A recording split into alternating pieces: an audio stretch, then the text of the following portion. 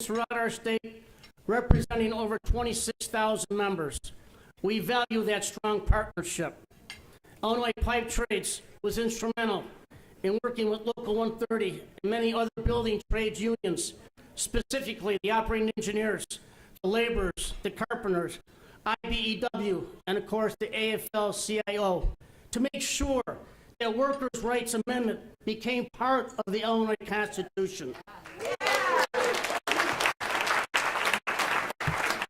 Workers' rights are so important for all the working men and women of Illinois.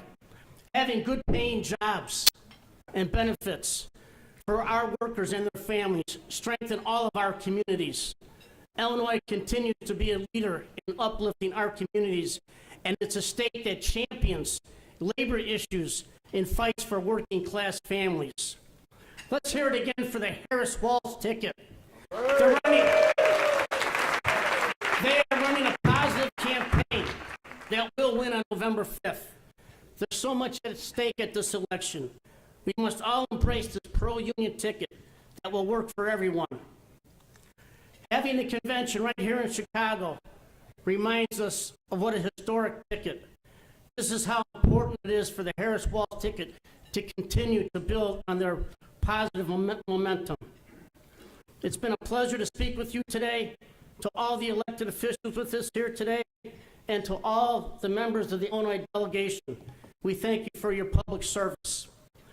With this winning pro-union Harris-Walz ticket, we will maintain the momentum we are experiencing that will result in a brighter future for every person in our great city of Chicago, the state of Illinois, and for every city across the United States of America. The Harris-Walz ticket will be victorious on November 5th. Thank you.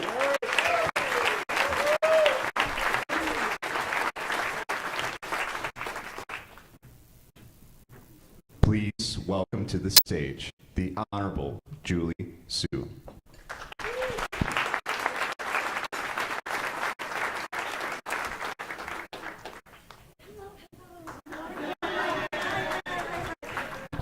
Good morning, Illinois. How are you all doing?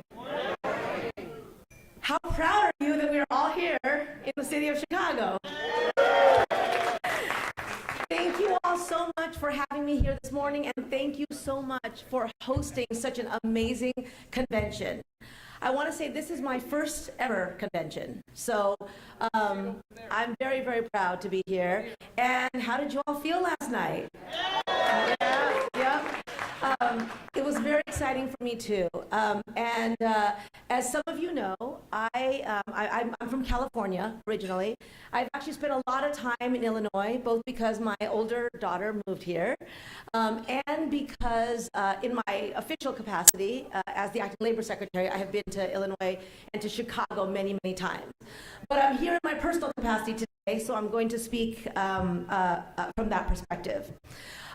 So I just wanted to share, I'm from California, which is also where our next president, Kamala Harris, is from. And I first met Kamala about a dozen years ago. I was the California Labor Commissioner, so I was in charge of enforcing basic minimum wage and overtime laws in the state, combating wage theft, making sure that the most vulnerable workers felt like government was on their side. And Kamala Harris was the Attorney General. And I had launched a wage theft as a crime campaign. I was doing, enforcement in industries and among workers who were thought to be too vulnerable to participate in government enforcement. And Kamala reached out to me and said, hey, let's work together. Because I have tools that you don't have, and you have tools that I don't have. And we can do more together for people who need us. And I share that story, right. I share that story because it says a few things about her. One, it says that she is a consummate collaborator, right? She understands that the way to get things done is to work with other people. And she'll reach out with humility to say, let's find a way to do more together than we could do separately. That's who she is. That's who she is as a leader. That's who she is as a person. And she also knows that not each one of us doesn't have all the solutions, but together we can come up with the best solutions. The second thing it tells you is that she believes deeply that government can and should be a force for good, right? That government can and should fight for the little guy. It should be about protecting people who don't always have protections, who might not regularly have a seat at the table. It's about creating that table and bringing more people to it. That's the kind of leader she is. That's the kind of person she is. And the other thing it tells you, which I just have to say because of our last speaker, thank you for welcoming me to a union town, is that she is passionate about workers' rights, right? She knows that that is going to be a priority in any space that she is in any leadership position that she has, and that is also the kind of leader and the kind of person that she is. So there's a lot more being said about her, but I wanted to share that story. And I want to say another thing about this election, which is that a lot of times elections are about somebody who's usually an incumbent, somebody who what they're going to do in the job, and another person who you don't really know what they're going to do in the job. We know exactly what the other guy is going to do in this job. We've seen it. We've lived it, right? I'm sure many of you, and I've been in positions of power. I've always tried to dig deep to find the positive. I spent a lot of those 4 years after 2016 sort of agonizing over what was happening in our country.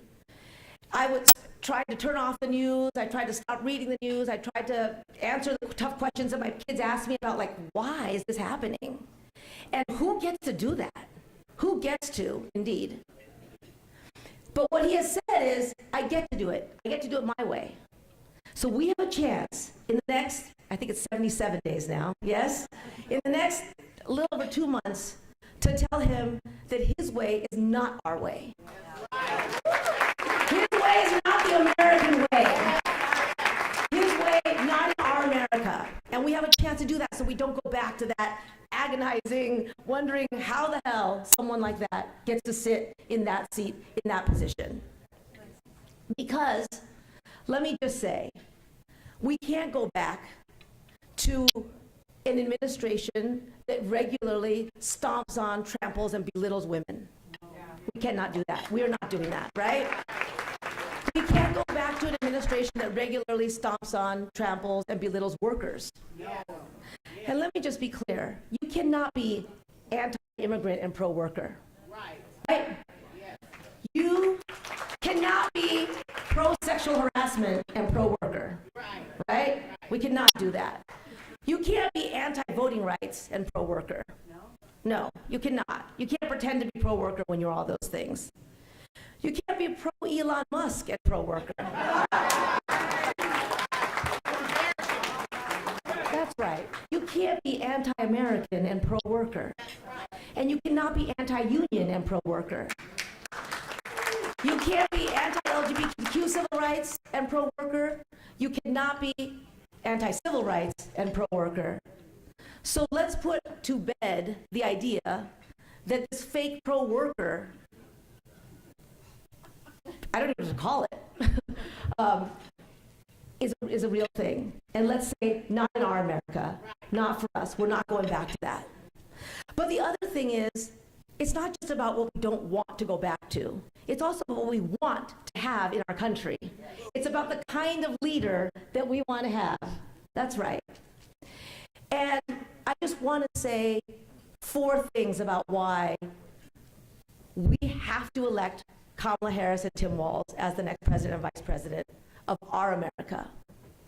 So the first is we have a chance to make history, right? Are we ready to make history? Are we ready to have the first Black Asian woman president of the United States, leader of the free world? I think we are too. And I want to pause a moment to make a point about that, because we hear about the whole, DEI thing, right? Like, if you care about diversity, equity, and inclusion, you must not care about qualifications. Since when? Since when? I have never been a part of any institution, boardroom, organization, or at the highest levels of government without seeing that when we prioritize true inclusion and true diversity, that's how you open the doors to excellence, right? That's how you make sure not that people who are unqualified get into positions, but those who are wildly qualified but otherwise overlooked, otherwise excluded, otherwise told, no, you can't do it, not your time yet, finally get our shot. And when we get it, watch out, because we will make it count. So let's make history. That's number one. The second is just let's vote for someone who brings the kind of experience that we need for the highest office in our land.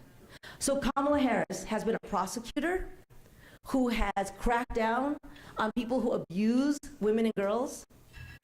She has been an advocate for workers against corporate exploitation and an advocate for homeowners against big banks. That is her experience. And she's brought that experience as my home state U.S. Senator and as our Vice President of the United States. The work that she has done stands on its own. And so let's vote for someone with the experience to get across the finish line the kinds of policies that we know we need in this country. Policies that support a care infrastructure so everyone can get the care, affordable, reliable care that they need, and so that care workers do well, right? Let's continue the fight against the high cost of prescription drugs. Let's keep building an infrastructure in this country that will work for everybody. Right? Let's continue policies that the woman with experience will bring to the highest office in the land. So let's make history, let's vote for experience. The other is decency. Right? Like, decency matters. It matters how you treat people. It matters what goes into your decision making when you're making decisions. I've been up close to decisions as I've seen them get made. It's terrifying to think of someone whose only question is what's going to help me in those decisions, right? And so to have somebody who's decent, who's good, whose first question is, how do I collaborate with people so we can make government a force for good, is the kind of person we want in that office. Someone who's going to say, let's see, who's not at the table, and let's try to figure out how to bring them to the table. Who needs us to be their advocate? Who needs a voice? Let's use our power to help those without power, to share. So someone who's decent, who believes that life, liberty, and the pursuit of happiness is good for everybody. And I'm sorry, I just can't say this one without talking a little bit about the other guy. So the idea of, I'm going to say it like this. This goes to the point of we cannot go back. So the other guy presided over a global pandemic, right? And wanted us to believe that there was nothing that government could have done to have made that better. While he denied science, while he denied facts, while he allowed working people to go to work, get sick, and die, and say, not my problem. And one of the things that he did, and I know my Asian American sisters and brothers in this room will identify with this, is he regularly weaponized a global pandemic to unleash a torrent of racism in communities across this country. But for Asian Americans, what he said was, this is a China virus. You got it. See, everybody still remembers it. Kung flu.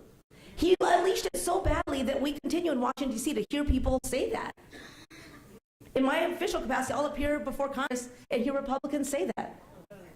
It doesn't end, right, when you're with somebody who says those kinds of things. And I just want to say, I was a civil rights lawyer for almost 20 years before I ever came into government, and part of that work was documenting anti-Asian hate incidents. I did that for about 10 years. In the 1 year between 2020 and 2021, during the height of the pandemic, there were more incidents of anti-Asian hate, anti-Asian crimes, anti-Asian violence, anti-Asian incidents in 1 year than the entire 10 years combined that we document that data in 1990. So leadership matters, right? Decency matters. And somebody who is good, who cares about people, who knows that their words have consequences, and who knows that their decisions, when you are given the responsibility and power of leadership to do good things with it, matters. So let's make history, let's vote for someone with experience, and decency matters. But the last thing I'll say, and they've already embraced this too, is joy matters, right? We should be a country that embraces joy. Not because everything's okay, we know it's not, right? We know there are lots of fights left in this country. But there are some great things that have been done, and we should celebrate those things. We are the only nation where most of our stories are possible. My mom came to this country on a cargo ship because she couldn't afford a passenger ticket. And she got a good union job that gave our family stability and security. that allowed them to buy their first home, so I grew up in a house. And only in America are many of our stories possible. So there are beautiful, wonderful things, and those of us who love this country know that that is true. And you can't keep building the good things if you think that everything is terrible, right? If you think that we're a failing nation. And so let's vote to make sure that the person who holds the highest office in this land, who represents us on the global stage, is someone who brings joy about this country to the office, who believes in its greatest possibilities, who believes that when we work together, we can accomplish really great things. And we can make the stories of each of our success the stories of everybody's success, where life, liberty, and the pursuit of happiness belongs to everybody. So let's make history in November. Let's make sure that we put someone with the right experience to build the nation that we want in office.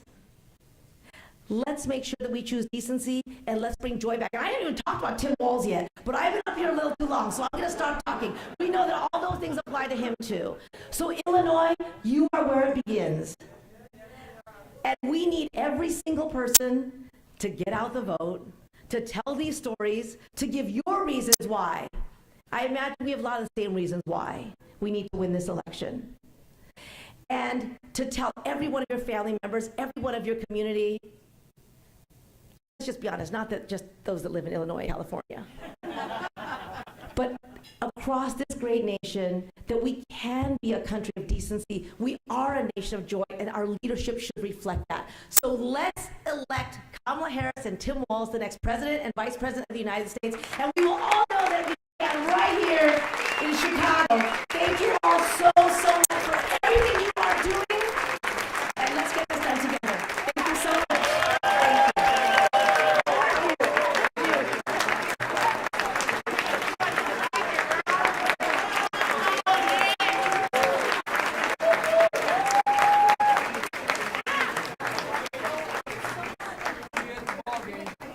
Please welcome to the stage Illinois Senate President Don Harm.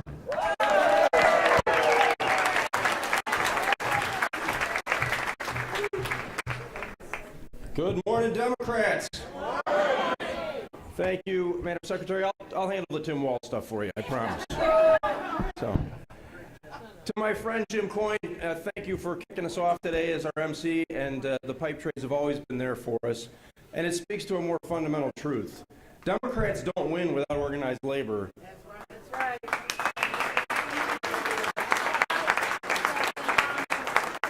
And organized labor puts everything at risk when Democrats don't win.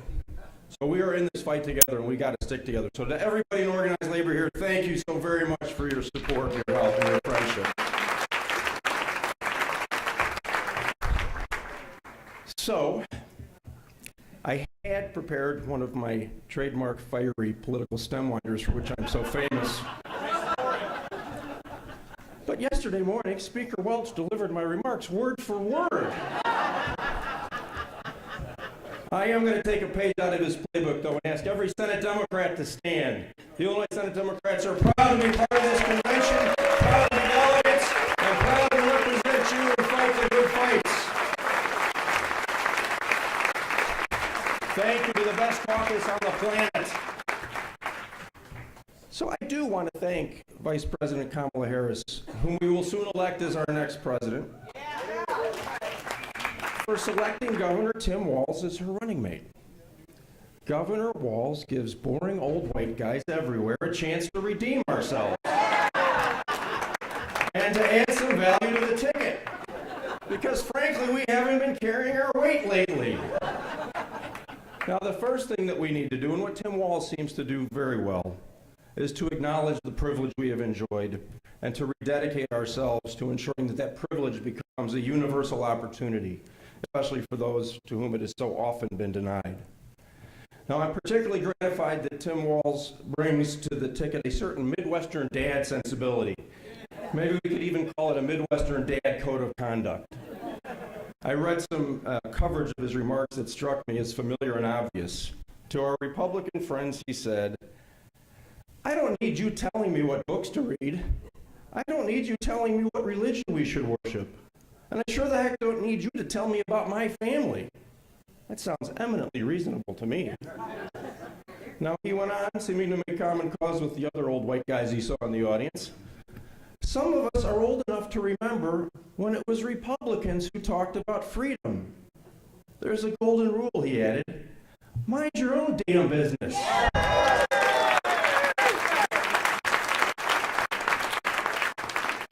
That sounds like a pretty good code of conduct to this Midwestern dad. So when we elect Kamala Harris president in November, we're going to shatter all sorts of glass ceilings.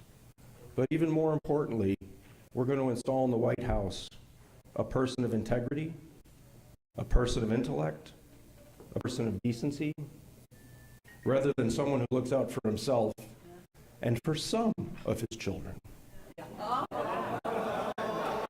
That is clearly a violation of any dad's code of conduct.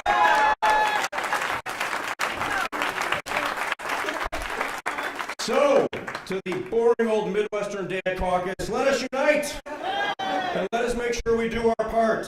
Let's live up to our code of conduct and elect Kamala Harris, the next president of these United States.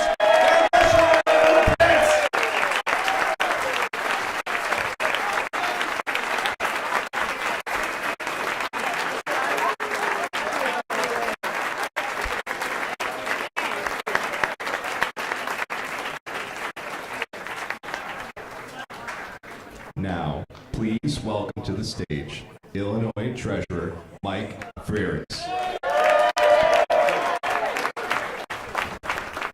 Good morning, Illinoisans. I'm going to call out the Senate President for not following his own advice. I've heard him say to embrace the boring. Well, Don, you did embrace the boring this morning. Thank you for that kickoff. And Jim Coyne and the UA, thank you guys for hosting here today. I owe my political career to organized labor. Now I want to call out another union that I've not heard yet. The people who prepare our food and serve our food. The people who whisk our plates away without our noticing, and the people who clean up for us after we're gone. Unite here, Local 1.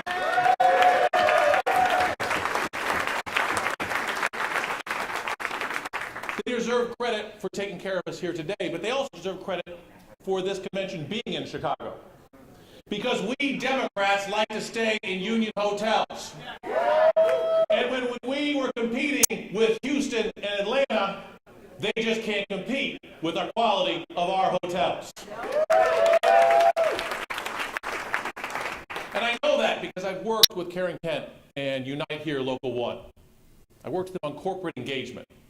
See, as a state treasurer, as an investment officer, we invest in companies. When we invest in companies, we're owners. Owners of companies like Brookfield, who owns a lot of hotels.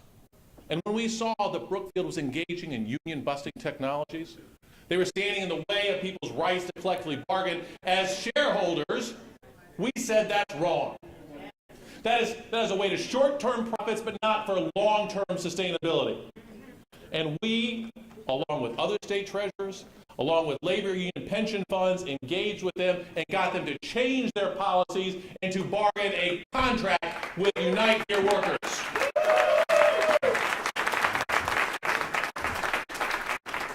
And it's actions like that that got me in front of a Republican committee in Congress.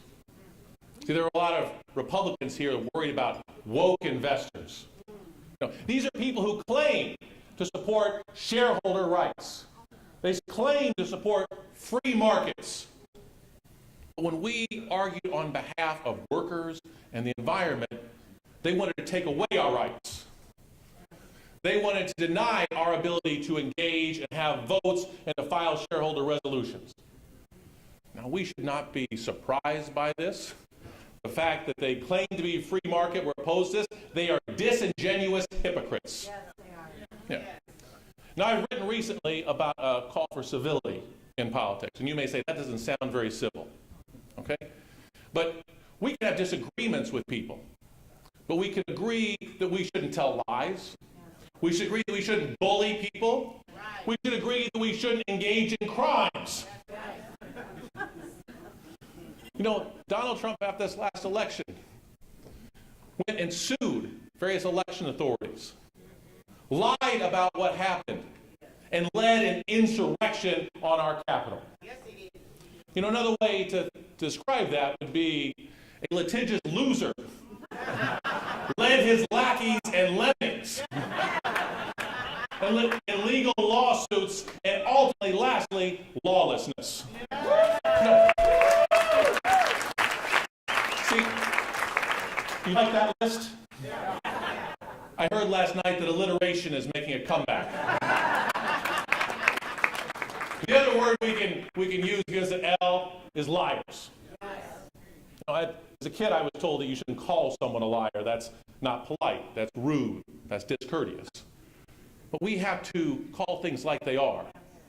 See, Donald Trump has engaged in many well-documented lies, so we shouldn't be surprised when he chose J.D. Vance to be his vice president.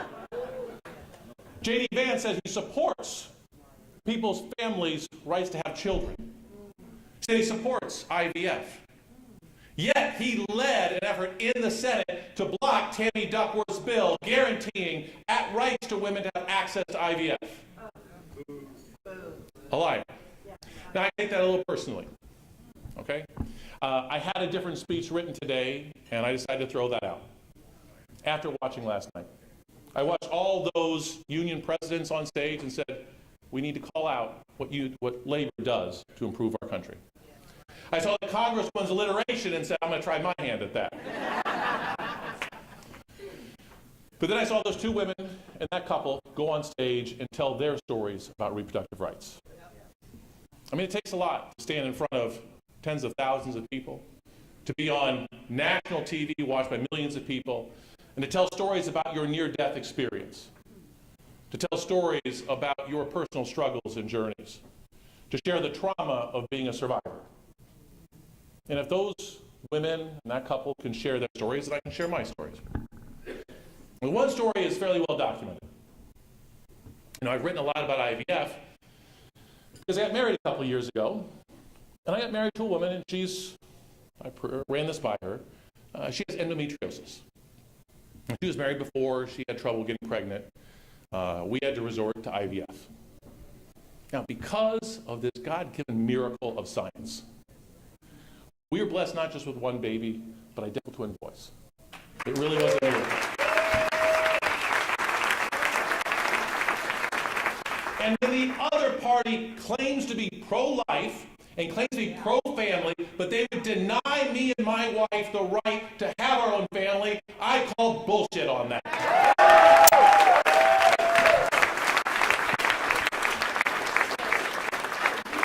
That is not very civil or not very polite. But they struck a nerve. So that's a story I've shared fairly publicly. Now, I'll tell you, I was married once before. And I remember with my first wife, when we got pregnant, we were 4 months pregnant. We went for an ultrasound, and we saw a little baby. We saw arms and legs, and they were moving, and it was amazing. And then the doctor called us into her office and said, why does it always happen on Friday? Why do I have to do this? Said, your child has anencephaly. Anencephaly, for those who don't know, is when the neural tubes do not properly form, and your child is growing without a brain. Had a brain stem, had everything else, because we saw a baby, and we asked what we do. The doctor said, I recommend termination. This was a difficult decision. It was a tough target. Eventually, my wife and I talked about it. I said, okay, let's schedule the procedure. And her response was, I can't do that. This hospital doesn't allow it. Medical professional giving us her advice and said this hospital won't allow it. I said, that's okay. This was a Catholic hospital. I wasn't surprised. I said, well, there's another hospital in Champaign-Urbana. It's just that hospital doesn't perform abortions either. Yeah. No. God bless Planned Parenthood.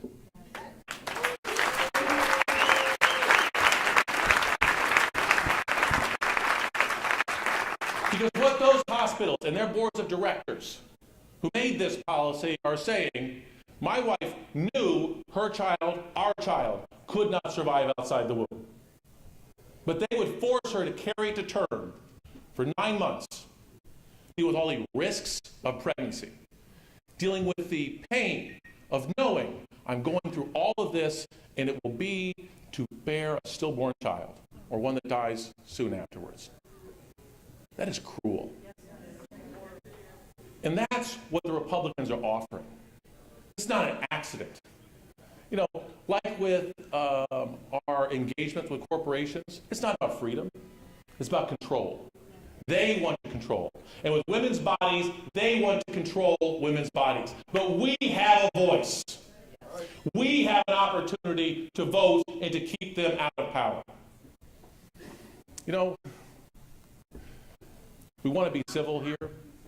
But civility is not just about turning the other cheek.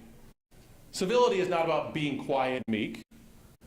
You know, if you tell lies, if you are a schoolyard bully, if you're committing crimes, there's nothing civil about that. But we have an answer. Do you know how you stop a criminal? With a prosecutor. Do you know how you stop a schoolyard bully?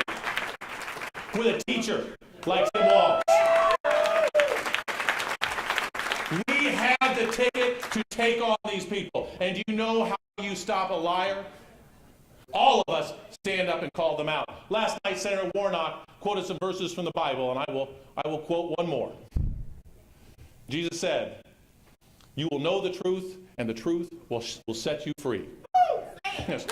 You will know the truth, and the truth will set you free. We have a responsibility to go out and to knock on doors, to talk to people in those parking lots, to tell the truth. And if we do that, the truth will set us free. And if the other side thinks you're being uncivil, take a page out of Harry Truman. When they yell, "Give him hell, Harry," and he said, "I don't give him hell. I just tell them the truth about him, and they think it's hell. Let's go out, tell the truth. They can think it's hell. We'll win this November. Thank you, Democrats."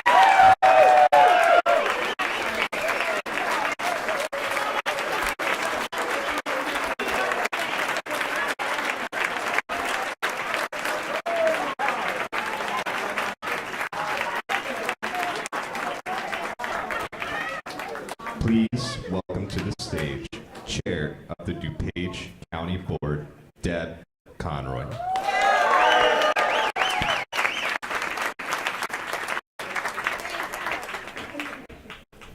Wow, Mike, that was quite a speech. Very hard to follow, but one we won't forget. Good morning, delegates and friends. What an incredible first day we've had here at the Democratic National Convention. Last night, we heard from President Biden, a leader who has put his country before himself and people over politics. The work accomplished in the previous 4 years is nothing short of transformative.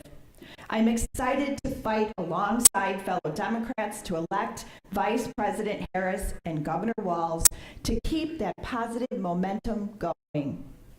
Chicago and all of Illinois is the perfect home for this Democratic National Convention. Illinois has a long history of trailblazers and leaders who have fought for what is just. Illinois has been the epicenter of positive social change, from abolition to women's suffrage to the civil rights and labor movements. However, some of these battles are still being fought today, particularly regarding choice. Let me be clear, there is no greater bodily autonomy and no greater threat to bodily autonomy and women's right to choose than another term of Donald Trump. We must defeat him in November.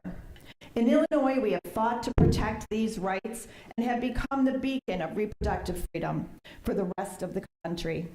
As DuPage County Chair, I have the privilege of leading a Democratic majority. We continue to push toward progressive policies on mental health, housing, and building an economy that works for everyone. Over the last decade and a half, I've talked to the residents of DuPage, asking them for their vote. It is easy to forget this county, DuPage, was once one of the reddest counties in America not long ago. DuPage County was where the Speaker of the House held both, where Republican presidents raised millions of dollars, produced a U.S. Speaker of the House, held both Senate President and Speaker of the Illinois House of Representatives, and was the political home of the namesake of the Henry Hyde Amendment. DuPage was the epicenter of Republican attacks on women's rights as recently as 12 years ago. But 12 years ago, that tide began to turn. I won the first House seat entirely in DuPage County that once belonged to Speaker Lee Daniels.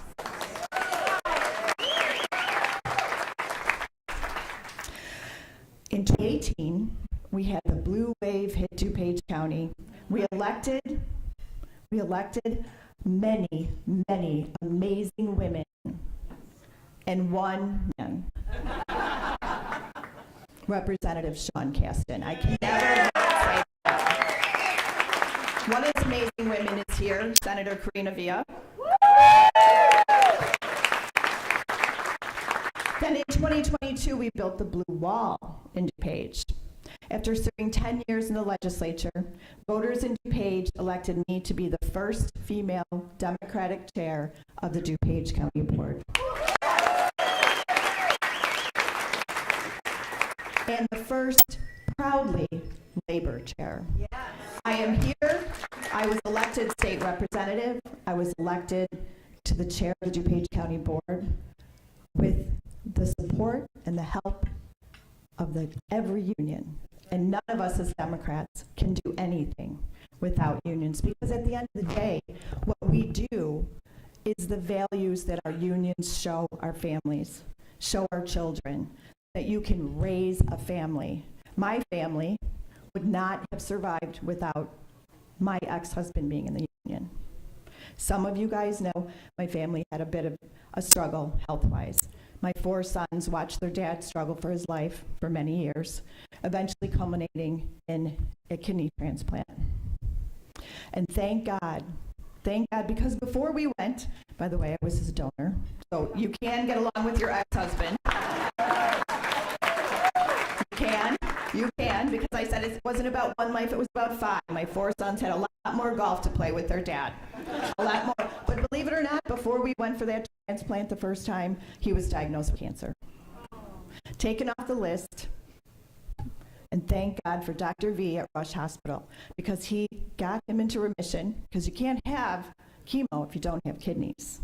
So they tried something else and it worked, and he got him back on. And now he is living a life and enjoying it very much. But without that union family, my family would not have survived.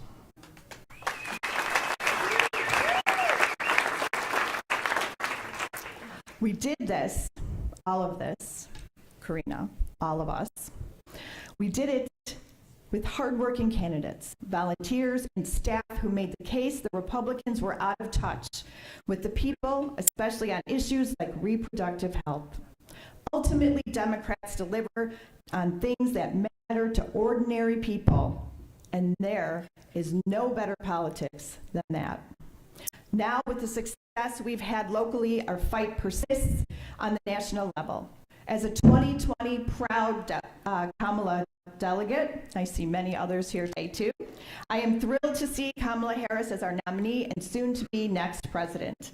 I can't think of a better person to make the case for the American people about why Democrats deliver on what is right and just.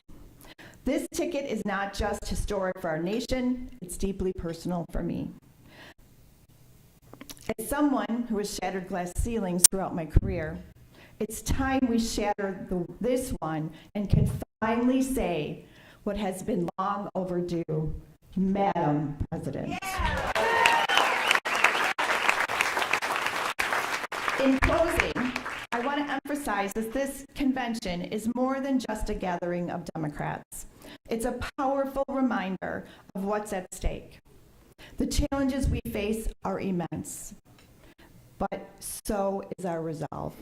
We must continue to fight for justice and ensure that every American voice is heard and our democracy is protected. So, as we move into day 2 of this convention, let's carry this energy with us. Let's continue to inspire, challenge, and work together to create the future we want to see. And please, make sure you have good shoes on November 5th, because there will be glass everywhere.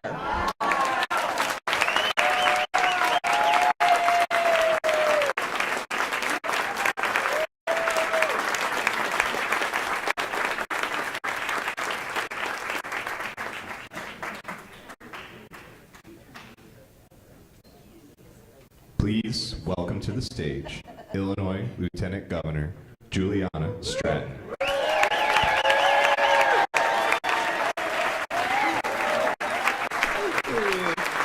Good morning, everyone.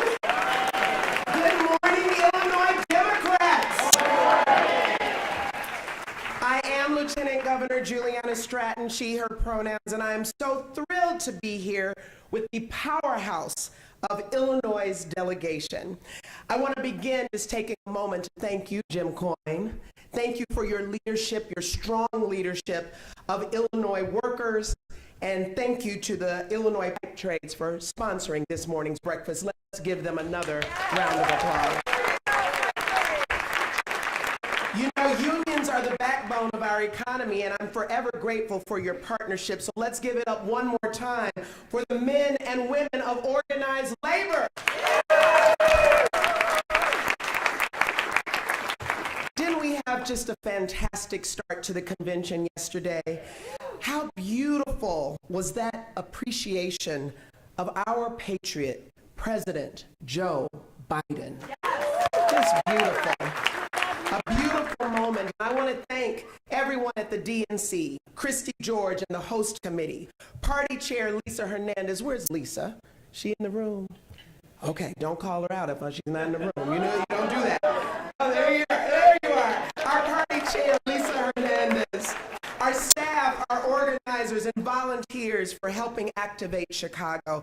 They have worked tirelessly to put our best foot forward. And of course, thank you to all of the delegates for stepping up to save our very democracy. You know, today's focus is a bold vision for America's future. And not to discount the DNC, but I'd just like to point out that Illinois is already demonstrating what a bold, progressive future looks like. In Illinois, we trust women, and we are leading the nation in efforts to protect reproductive freedom. Today, I'm not just here as your lieutenant governor. I'm here as a woman, a black woman, a mother of 4 daughters who I thought would have more rights than I did, not fewer. And though I am so incredibly proud of the work that we are doing to ensure Illinois' place as an oasis for reproductive freedom, I'm devastated still to this day that Donald Trump's extremist Supreme Court found a way to relegate us to second-class citizens. But look at how that backwards thinking has fueled change. And nowhere is it more obvious than right here in Illinois under the leadership of our great governor, J.B. Pritzker, legislative leaders President Don Harmon and Speaker Emanuel Chris Welch, our partners in the General Assembly at the local level, advocates, providers, and Democrats like all of you. Through our collective power, we have turned our anger into action. And like our next president, Kamala Harris, has made abundantly clear, we are not going back. Abortion is health care, and the government has no business trying to stand over our doctors or make choices within our bodies. When JB and I took office, we enshrined reproductive freedoms into state law before Roe fell, because we knew that was only the beginning, and it was. We knew that Republicans would propose a national abortion ban, and they did. We knew that they'd come after access to birth control, and they did. We knew that they would attack IVF. Thank you for sharing your story, Mr. Treasurer, because they did. Donald Trump can deny and J.D. Vance can scrub his websites, but we already know their truth. Well, this week, we're here to let them know that we are never going back. Illinois Democrats, let me tell you what I'm tired of. And there's a few things that we have to be tired of lately. I am sick and tired of the GOP forcing someone to carry a pregnancy without the benefit of paid time off for all workers like we have in Illinois. Without the benefit of a living wage to take care of that child or put food on the table for that same child. I am sick of Republicans refusing to take any action to help us in gun violence, to make sure that that child can go to school, live in their community, be safe, and grow up to adulthood. I'm sick of it. Republicans are out for control. They believe that a woman should stay in her place, barefoot, pregnant, with limited options, limited choices, and limited hope for a life of her own choosing. And we're not going to stand for it, are we?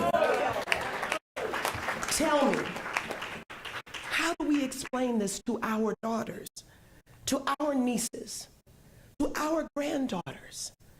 That is not the bold vision that we have for America's future, is it? That is not the bold vision that we have for America's future, is it? No. That is not freedom. Here's what I know, Illinois Democrats. We are the blueprint for this fight. And with the help of everyone in this room, we are going to deliver a pro-choice Senate. We are going to flip the House, and we are going to deliver Kamala Harris and Tim Walz to the White House and tell Republicans once and for all, get your bans off of our bodies. Illinois Democrats, I see the fight in you, and as our Vice President has told us, when we fight, we win. When we fight, we win. When we fight, we win. So let's get to fighting. Let's fight for Kamala Harris and Tim Walz, and let's continue to fight for Illinois and our nation. Thank you, Illinois Democrats.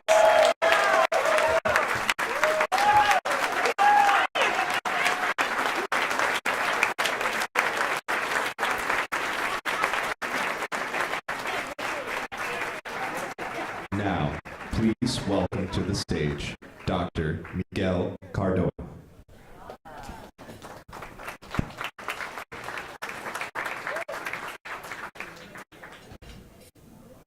How we doing? They said the voice of God is going to introduce you. I didn't know you actually got God. That sounded really, really close. It's awesome to be here. How we feeling? Yeah? That's all you got on a Tuesday morning? How we feeling? All right, good. Really, really happy to be here. Let me tell you, you know how to throw a party. Thank you. This has been beautiful, just amazing. The energy in this city. Thank you. I want to also shout out Lieutenant Governor Juliana Stratton and Chair Lisa Hernandez. Thank you. You know, how many of you were there last night? Oh, man. Now, I got a day job, but I'm here in my personal capacity. But let me tell you, the pride I felt yesterday just to say, yeah, that's my team right there. That's my team right there. What they represent for our country, what we need. Sometimes you don't realize you're in the struggle. You don't realize that's what we need. We need that unity, that passion. People that represent all of us, right? It was a special thing. I'm so excited for Vice President Harris and Governor Walz's vision for our future. It's a bold one. It's a unifying one. It's an inspiring one. They're fighting for everyone so that everyone can feel seen and connected to what we're doing. Now, I'm going to be honest with you, this morning has been a little crazy. This is my 4th stop. I feel like I'm speed dating. The last one was pretty good. I was in Arizona. I'm just saying, because I was quizzing folks. See, on day 1, I followed the stump speech. Day 2, I'm a teacher, man, so I like to quiz people. Anybody fans of 90s hip-hop? In Arizona, they knew what I was talking about, so I'm gonna check with Illinois. I'm not even gonna prep it. I'm just gonna start to see if Illinois can hang with Arizona. You could get with this. You could get with this. You could get with this. But you should get with this. I love it, Illinois. I hope you recorded that and sent it to Arizona because we got a new champ. Look, it's clear. For me, it's clear. It's black and white. You could get with this or you could get with that. You could get with a vision for our country that brings people together, that looks at you and says, bring your unique and whole self. Or you could get with a vision that says, people are poisoning the blood of our country. You could get with a vision that supports access to education, healthcare, affordable housing, supporting the middle class, strengthening unions to support the amazing work of the Invest in America work done in these last 3 years. Or you could get with that. There's a damn playbook to destroy public institutions. That stuff used to be done in the shade in the past. Now they're doing it in the sunlight. There is a playbook that will ruin a foundation of our country. Forget Project 2025. Let's focus on Project 2024, which is to elect Vice President Harris as the next President of the United States. That's the project that I'm focusing on. And I come here as a citizen. My favorite title has always been Papi. Papi. I have 2 teenagers who I want their experience. Every parent wants their kid to have a better life, better opportunities than them. I'm not lying to you when I say I worry that the wrong decision will put my kids back, further back than I've ever been. And I'm a first-gen college student. I grew up, I moved 7 times before I was 13 years old. I saw my father get a good union job and buy his first home when I was in my teens. And I worry more about my kids' generation than my experience. We have a choice to make. And I love the passion last night. It felt like family. It really did. But one of the things that I've been saying to folks, and I'm going to different places, let's not get complacent, man. Let's not get complacent. One of the things that I feared most after the pandemic, after we kind of turned the corner on it, is that we become complacent. We go back to how it was. It's not good enough. So my message is in the next 70 whatever days, we do not get complacent. We fight like we're running out of time. We fight like we're way down in the polls. We can't have surprises. The other side already said they're going to fight, and look, you could get with this, or you could get with that. It's pretty straightforward, man. How blessed are we that we're in a position where we can fight and make decisions and get people excited. But this is I didn't even sign up for this, and I love it. I was blessed to be selected, and I feel fortunate that I have an opportunity to be in the front row of history, or her story, whatever you want to call it. But we got work to do. Look, I love the Harris Walz ticket, man. I love the Harris Walz ticket. But we also have work to do to make sure that up and down the ballot, we pick folks in, because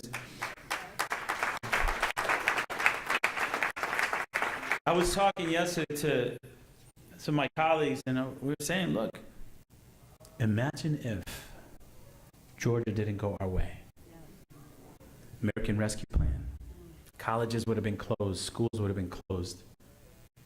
Bipartisan Safer Communities Act, billions of dollars for mental health, for our youth. Infrastructure plan, chips in science, energy provisions under all these things that are leading to jobs, millions of jobs. So yes, the top of the ticket matters, but across the board, we got work to do to get people excited, moving, translating their passion for voting. We got work to do. I'm going to borrow a line from Lin-Manuel. It says, let's lead like we're running out of time. Anybody an EPMD fan here? Now I'm going real deep into the chest. EPMD, stakes is high. Stakes is high.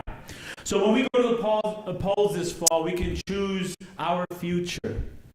And we all have to answer the question, what kind of America do we want for ourselves, for our children, for our grandchildren? The choice is clear. You could get with this, or you could get with that. So let's get to work. And my message is, damn it, let's wake up. Let's wake. If you're not tired on election morning, you weren't working hard enough. If you're not having little squabbles with your family because they're like, where have you been? You're not working hard enough. You got 4 good years to make up. Let's be unapologetic, damn it. Let's be unapologetic. Democracy, freedom are in the balance. Choice, unity.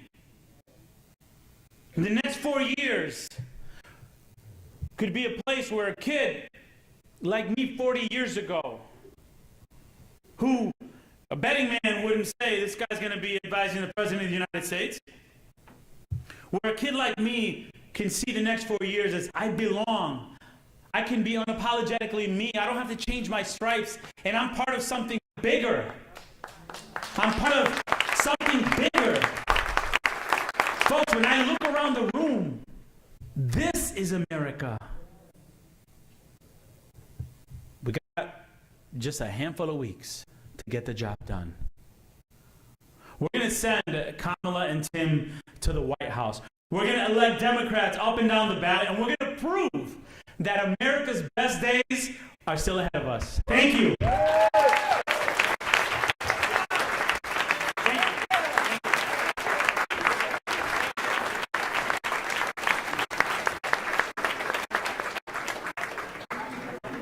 Please welcome to the stage Executive Director of the Chicago Abortion Fund, Megan Jafo.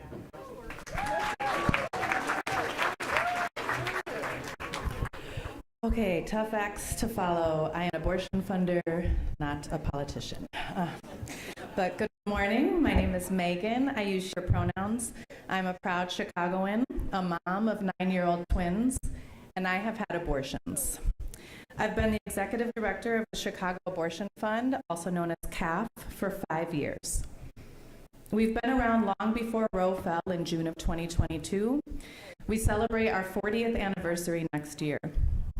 Abortion access in this country has always been tenuous, even under Roe. But the full-on assault we're seeing today is outrageous. So let me tell you about the work of the Chicago Abortion Fund, or CAF. Who has heard of an abortion fund before? Oh, new people too. Okay, I'm so excited. When I first learned of funds a short decade ago, my brain and my heart exploded, so get ready. To put it simply, we connect our callers to abortion care by any means necessary. We help find and pay for appointments, cover the costs to get to those appointments. We act as wayfinders and stay with our callers through all of the steps it takes to get them to the care they need, whether that's paying for a ride share to a clinic 5 miles away or a plane ticket 1,500 miles away. We cover all of the related expenses, and as anyone who's traveled this summer knows, those add up very, very quickly. Hotel stays, which have surged this week with so many people in town, gas costs, train and plane tickets, childcare and food stipends, medication costs. We even provide in-person childcare here in Chicago for parents forced to travel with their little ones. The majority of people who have abortions in this country are already parenting. Sometimes we drop off clothes and other necessities for people who find themselves far from home for longer than they expected. And this material support is incredibly important. It costs a lot of money and a lot of time to do this logistical work, but we also provide affirmation and kindness. We let our callers know that the difficulty they're facing in accessing abortion care is not reflective of the morality of that decision. And because of abortion stigma, we're often the only people our callers have as a support system. It's easy to think that this nightmare started with the fall of Roe, but let's be clear, it did not. Back in 2019, even under Roe, states were stripping away access in the South and Midwest. People were flooding into Illinois even then, and Illinois was taking action. Our leaders, so many here today, including Lieutenant Governor Stratton, Speaker Welch, Chair Conroy, Senate President Harmon, were creating proactive policies like the Reproductive Health Act and the repeal of the parental notification law to make sure that we would be prepared, not just for Illinois residents, but for our neighbors in Wisconsin, Missouri, Indiana, Kentucky, Iowa, Tennessee, Louisiana, Arkansas, even as far as Texas and Florida. Make sure that we would be prepared for the worst. And then the worst happened. And now 41 states ban abortion at some point in pregnancy, and 14 of those states ban it outright.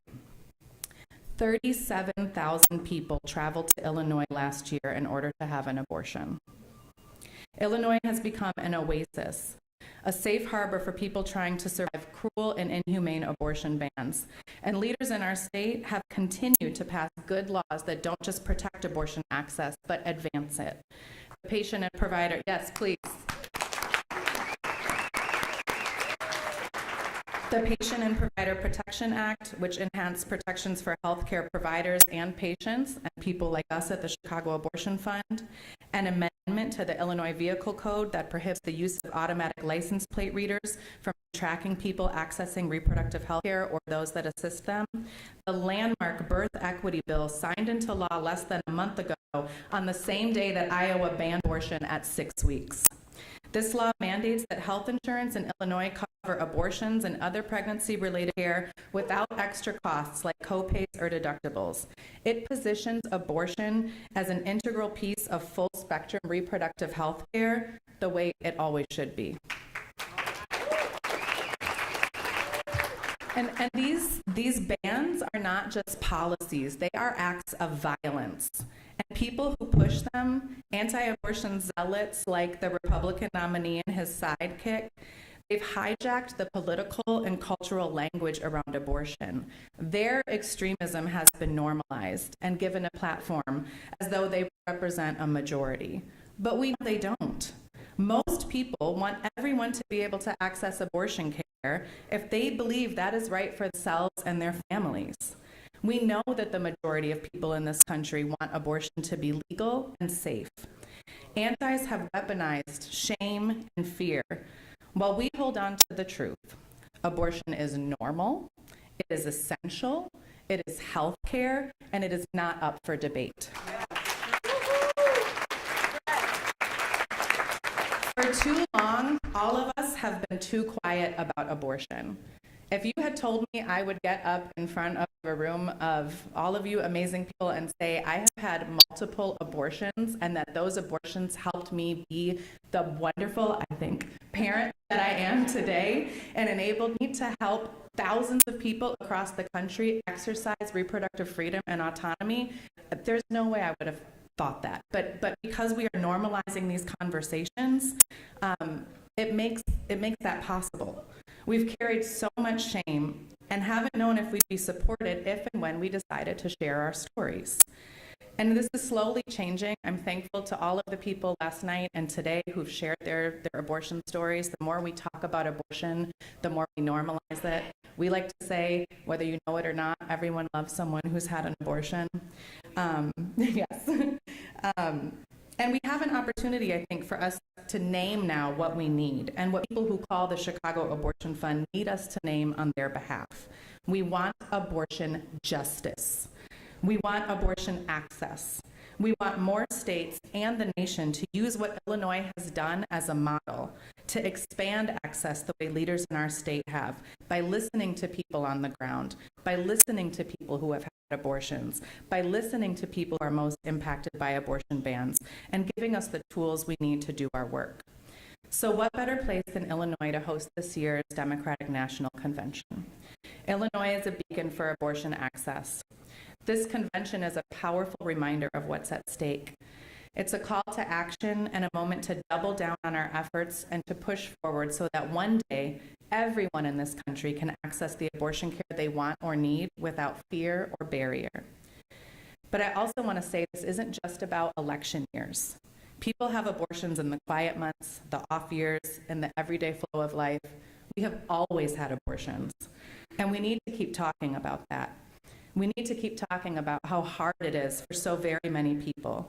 Because when everyone leaves here at the end of this week, there will still be people showing up at Union Station, at O'Hare, at Midway, hoping that we in Illinois are ready for them.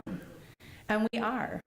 Together, we stand ready to ensure that every person seeking abortion care in our state receives it with dignity and support and unwavering commitment. I truly want that for everyone in our nation. So we need you all to do whatever it takes to make that happen this year. Thank you. Thank you.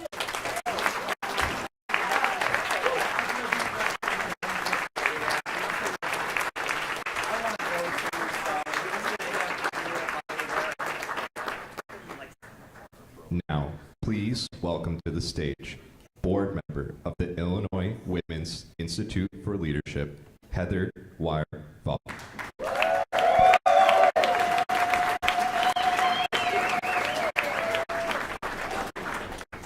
You guys are good for a girl's ego. Jeez.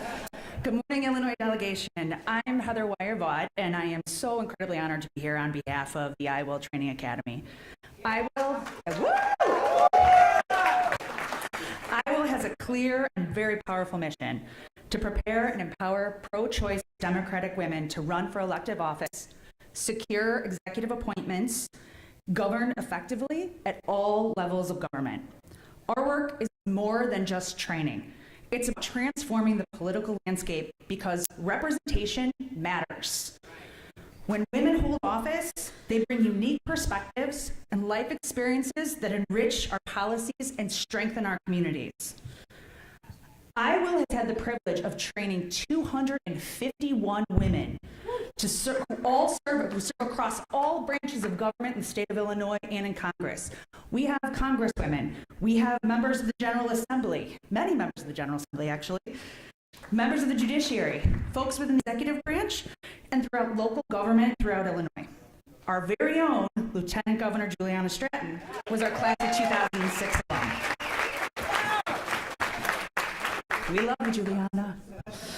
There are many I Will Training Academy alumni and board members proudly serving as delegates for the 2024 Chicago Democratic National Convention.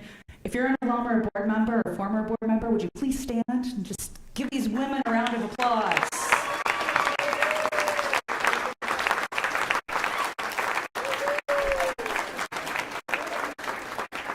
As we gather for the DNC and get ready for what is going to be a monumental year for our party, as we finally elect a woman, let's not get complacent and forget about what we need to do next. Plan for the next cycle, and the next cycle, and the next cycle. And what we need to do is also work on building the next generation of leaders. Imagine in Illinois where every young girl sees leaders that look just like her. Imagine Illinois where every young girl sees leaders that fight for her. Imagine in Illinois where every young girl feels inspired when they look at the faces in this room. That's the future that I Will is trying to build, one candidate at a time. To ensure that our state remains a beacon of progress and that our government reflects the diversity of its people, we have to continue to support, train, and elect pro-choice Democratic women that will advocate for women's rights, economic equality, and justice for all, regardless of race, ethnicity, disability, sexual orientation, or age. And I think it's important to point out that our leaders are doing their part in this state. I don't know if you've noticed or if you all know this, but we have a governor, a speaker, and a president who all have female chiefs of staff, both on the state and political side.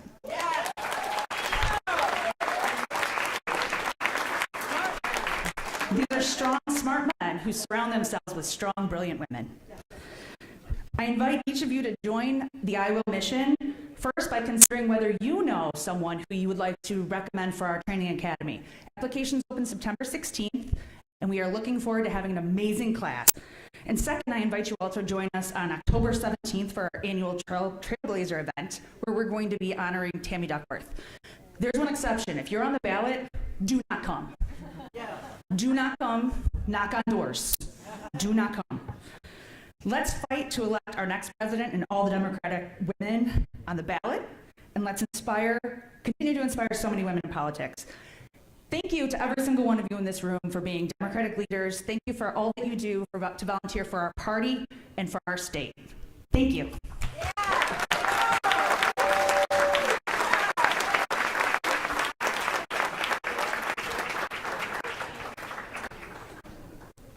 Speakers and officials, please gather at the stage for a brief Q&A. Press will have 10 minutes to ask questions. For delegates, tonight is an exciting evening. It's roll call for the states. It is incredibly important that delegates are at the United Center on time. Please plan on leaving early